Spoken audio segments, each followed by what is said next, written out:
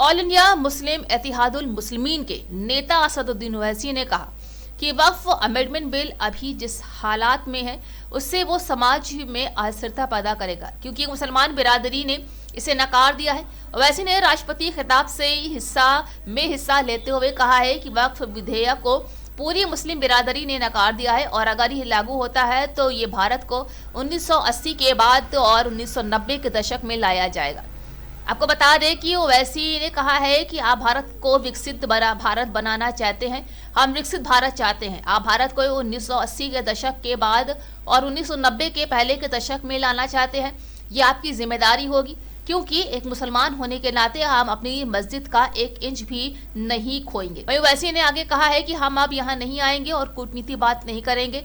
ये वो जगह है जहाँ हमें ईमानदारी से खड़े होना है और बोलना है, क्योंकि हमारी बिरादरी यही चाहती है कि हम एक भारतीय हैं, ये हमारी जायदाद है, किसी को दी नहीं जा सकती। सच्चाई ये है कि पहले तो आप ये जानिए कि वक्फ बोर्ड जो है वो मुसलमानों के उन प्रॉपर्टीज़ के लिए है जिसको हमारे बुजुर्गों ने दान दिया था, अपनी प्रॉपर्टी को दान दिया अल्लाह के नाम पर। उसमें मेंबर आप बना रहे हैं नॉन मुस्लिम को नंबर 1, और उसमें नॉमिनेट करेंगे, इलेक्शन नहीं होगा अभी स्टेट वक्फ बोर्ड में।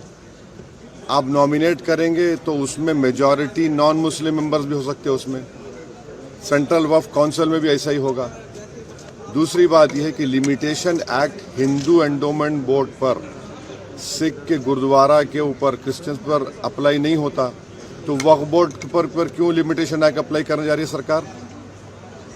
तीसरा यह है कि कलेक्टर या उसके अबाव ऑफिसर्स को कोई पावर ही नहीं है, आप उनको पावर देकर एग्जीक्यूटिव कंट्रोल करना चाह रहे हैं।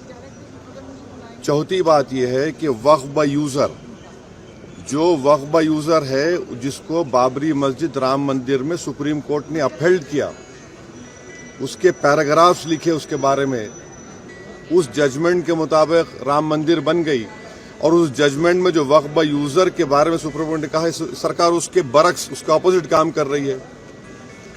ऐसे कई अमेंडमेंट जो सरकार पेश की और फिर इस JWC में उसको बीजेपी के और उनके अलाइज ने पास किया, उससे वक्फ बोर्ड खत्म होकर रह जाएगा।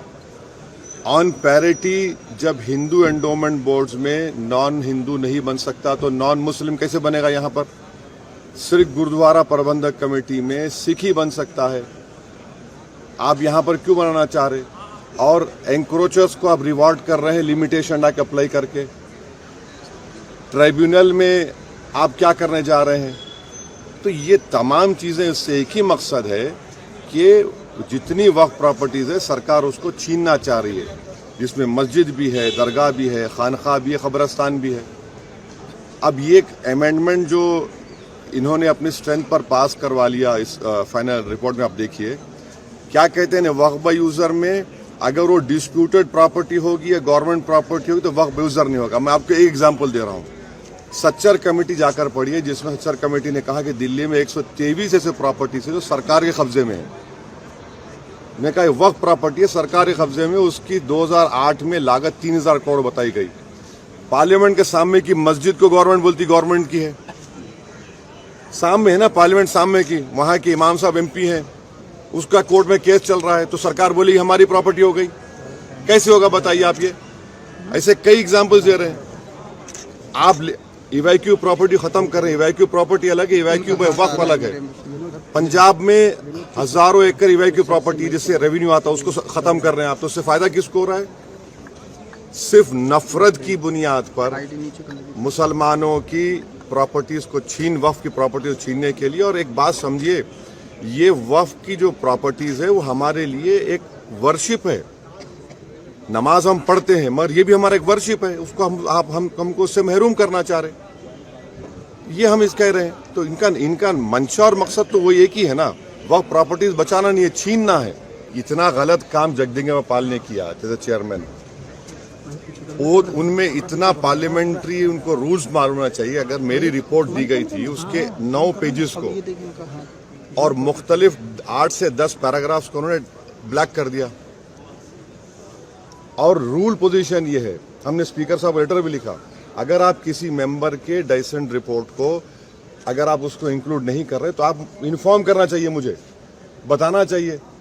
अब मिसाल के तौर पर ड्राफ्ट रिपोर्ट में पढ़ी आप, लिखा गया कि वो रेकमेंड कर रहे हैं रिपोर्ट में कि ट्राइबल लैंड को वक्फ डिक्लेयर करना नहीं चाहिए। लीगली एक मुसलमान ट्राइबल हो सकता है, और इस पार्लियामेंट में 10 मरतबा के एमपी एक मुस्लिम ट्राइबल थे, सईद साहब लक्षद्वीप के। आप उनसे कहेंगे वक्फ मत करो, इसका असर क्या होगा लक्षद्वीप में? कितने ट्राइबल मुसलमान हैं? आप हम लिख के दिए कि ये लीगली रॉन्ग पोजीशन है आपका, आपने उसको ब्लैकआउट कर दिया। कई चीजें हम जो लिखी फैक्चुअल जो है उसको उसने ब्लैकआउट कर दिया, और इन्फॉर्म तक नहीं किया हमको। ऐसे कई अपोजिशन मेंबर्स की रिपोर्ट पर ब्लैकआउट कर दिया उन्होंने। तो ये मनमानी क्यों उन्होंने उसमें? ना तो देखिए 391 का रूल है, डायरेक्शन 91 भी मानते हैं, मगर आपको तो रीजन बताना चाहिए। फैक्चुअल को आप चीजों को आप उसको ब्लैक कर देते हैं। डिसेंट नोट तो हमारा बहुत लंबा था, जिसमें से कई फैक्चुअल जो चीजें थी, जिसको चेयरमैन साहब ने अपने पावर्स का very narrow and parochial interpretation लेके ब्लैकआउट कर दिया उसको। फिर हम लेटर लिखे स्पीकर साहब को, अपील किए उनको डायरेक्शन 91(2) में कि सर इसको आप इंक्लूड करिए, इसमें देखिए आप सच्चाई है इसमें पूरा, इसमें कोई गलती नहीं है। और स्पीकर साहब के पास है वो। अच्छा, और एक उसमें बिल में क्या है कि आप वक्फ के मुतवल्ली हैं, मैं जाकर कलेक्टर को बोलता हूं कि भाई ये इनकी प्रॉपर्टी वक्फ की नहीं है, और कलेक्टर जब इंक्वायरी ऑर्डर कर देगा तो जब तक वो वक्फ की प्रॉपर्टी नहीं रहेगी ना उसमें टाइम पीरियड है।